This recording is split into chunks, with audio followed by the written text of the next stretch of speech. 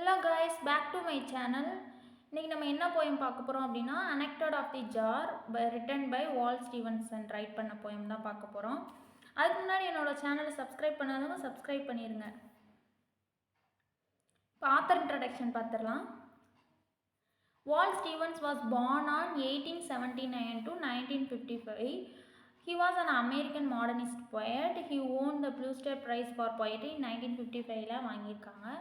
And then அவரோட famous works நிறையா கொடுத்துருக்கேன், அதை பார்த்துக்கோங்க. Harmonium, the emperor of ice cream, the idea of order at Key West, Sunday morning, the snow man, இதெல்லாம் வந்து அவரோட ஒர்க்ஸு. நெக்ஸ்ட் வந்து இந்த poem was first published in 1919 publish பண்ணியிருக்காங்க. It is in the public டொமைன்னு சொல்கிறாங்க. Stevens wrote the poem in 1918 wrote பண்ணியிருக்காங்க. எப்போ அப்படின்னா he was in the town of Elizabeth, டென்னிசியில் இருக்கும்போது.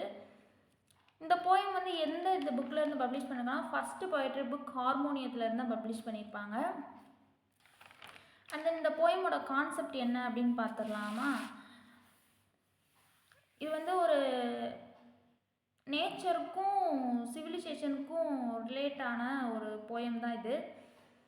ஜாரை வந்து சிவிலைசேஷனோடையும் அந்த ஹில்லை வந்து நேச்சரோடையும் ரிலேட் பண்ணி பார்த்துருப்பாங்க, அந்த போயமில் கம்பேர் பண்ணியிருப்பாங்க. ஃபஸ்ட்டு இந்த போயமோட கான்செப்ட் என்ன அப்படின்னா, civilization is not more powerful than nature. Civilization வந்து நேச்சரை விட பவர்ஃபுல் கிடையாது அப்படின்றத அந்த போயமில் சொல்லியிருப்பாங்க.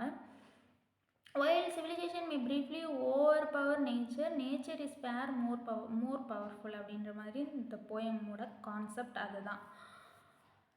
இந்த போயம் வந்து எதை எக்ஸ்ப்ரெஸ் பண்ணும் அப்படின்னா, express through the story of a jar and a hill. இந்த ஸ்டோரி வந்து எதை எக்ஸ்ப்ரெஸ் பண்ணால் அந்த ஜாரையும் அந்த ஹில்லையும் வச்சு தான் ஸ்டோரியே ஸ்டார்ட் ஆகும், அந்த போயமே ஸ்டார்ட் ஆகும். எப்படி சொல்லலாம் அப்படின்னா, இயற்கையின் மீது தொழில்துறையின் முற்போக்கான முன்னேற்றத்தை வெளிப்படுத்துகிற ஒரு போயம் தான் வந்து அனெக்டட் ஆஃப் தி ஜார். என்னதான் ஃபஸ்ட் ஸ்டான்ஸா செகண்ட் ஸ்டான்ஸால் வந்து அந்த ஜாரை பற்றி சொல்லியிருந்தாலும், அந்த லாஸ்ட் ஸ்டான்ஸால் வந்து என்ன சொல்லியிருப்பாங்க அப்படின்னா, சிவிலைசேஷனை விட நேச்சர் தான் முக்கியமானது அப்படின்னு ஸ்டீவன்சன் சொல்லியிருப்பார். இந்த போயமில் எத்தனை தான் எக்ஸ்ப்ளனேஷன் கொடுத்தாலும் அந்த தேர்ட் ஸ்டான்ஸால் வந்து எப்படி சொல்லியிருப்பாங்க, lament of the forsaking of nature அப்படின்னு சொல்லியிருப்பார். ஓகேங்களா. இப்போ வந்து நம்ம சம்மரி பார்த்துலாம். இதுதான் போயம், 3 ஸ்டான்ஸாக போயம் தான், சின்ன போயம். சம்மரி கொடுத்துருக்கேன், சம்மரி பார்த்துக்கோங்க. இப்போ வந்து ஸ்டான்ஸா வைஸ் சம்மரி பார்த்துக்கலாம். ஒரு அன்னேம் நரேட்டர் வந்து டென்னிசியில் உள்ள அந்த ஹில் டாப்பில் வந்து அந்த ஜாரை வச்சுட்டாங்க. அந்த ஜார் வந்து ஜார் வந்து எப்படி கன்சிடர் பண்ணுதா, அதான் கிங் மாதிரி கன்சிடர் பண்ணிக்கிறது. இது இந்த போயமில் வந்து நிறைய இன்டர்பிரிட்டேஷன் இருக்குங்க. கொஞ்ச நாளுக்கு அப்புறம் அந்த லேண்ட்ஸ்கேப்போட கிங் யார் அப்படின்னா அந்த ஜார் தான் அப்படின்னு வந்து அது பிலீவ் பண்ணுமா. அதான் இந்த போயமோட கான்செப்ட். இந்த போயம் வந்து ஒரு சிம்போலிக் போயம் தான்.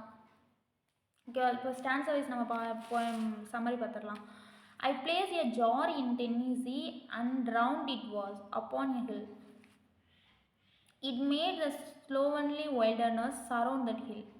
அந்த ரவுண்ட் ஜார் வந்து டென்னிசி டாப்பில் வச்சாச்சு. அந்த ஜார் வந்து அப்படியே தான் இருக்கும், பட் நேச்சர் வந்து கண்டினியூஸாக க்ரோத் ஆகும். நேச்சர் வந்து க்ரோத் ஆகிட்டே தானே இருக்கும்.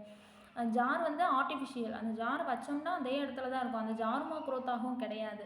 அந்த ஜார் அப்படியே தான் இருக்குது, அதை சுற்றின நேச்சர் வந்து க்ரோத் ஆகிக்கிட்டே இருக்குது. பட் அந்த ஜார் வந்து எப்படி கன்சிடர் பண்ணிக்கிறதா, நம்ம தான் வந்து இந்த டென்னிசி ஹில்லோட கிங்கு. ஏன் அப்படின்னா நம்ம வந்து டாப் ஆஃப் த ஹில்ல இருக்கிறதுனால அப்படின்னு மாதிரி கன்சிடர் பண்ணிக்கிறோம். அந்த ஜார் அந்த ஹில்லு வளர வர அந்த ஜார் வந்து கொஞ்சம் கொஞ்சமாக மூவ் ஆகிற மாதிரி இருக்கும். பட் ஜார் வந்து எம்டியான ஜார் தான், அதில் ஒரு மேட்டருமே இருக்காது. பட் கிங் மாதிரி அதோட தாட்ஸ், அதுக்கு என்ன தாட்ஸ்னால் நம்ம தான் அந்த டென்னிசி அந்த ஹில்லோட கிங்கு அப்படின்ற மாதிரி தாட் அதை நினச்சிக்கிறோம். நெக்ஸ்ட் வந்து the wilderness rose up to it and spiraled around a no longer wild. The jar was round upon the ground, yet tall and off the port in the air. அதை தான் சொல்லியிருப்பாங்க, அந்த jar வந்து ஒரு எம்டியானது தான், அது வந்து ஒரு ஆர்டிஃபிஷியல் தான் அப்படின்ற மாதிரி சொல்லியிருப்பாங்க. நெக்ஸ்ட் வந்து இந்த லாஸ்ட் ஆன்சர் என்ன சொன்னால், it took dominant everywhere, a jar was grey and bad. அந்த ஜார் வந்து கிரே அப்படின்ட்டு எதனால சொல்கிறாங்க அப்படின்னா, அது வந்து பேடாகவும் இல்லை குட்டாகவும் கிடையாது, ஒரு ஆவரேஜான ஒரு இதில் வந்து சொல்லியிருப்பாங்க. அதனால தான் இதை வந்து கிரே அப்படின்றத மென்ஷன் பண்ணியிருக்காங்க. ஹில் டாப்பா இல்லை வந்து ஜார் டாப்பா அப்படின்னு கேட்டால் நேச்சுரல் என்விரான்மெண்ட் படி ஹில்லு தான் வந்து டாப்பானது அப்படின்ற மாதிரி சொல்லியிருப்பாங்க. ஜாரை வந்து சிவிலைசேஷனோடையும் ஹில்லை வந்து நேச்சர் கூடயும் ரிலேட் பண்ணியிருப்பாங்க.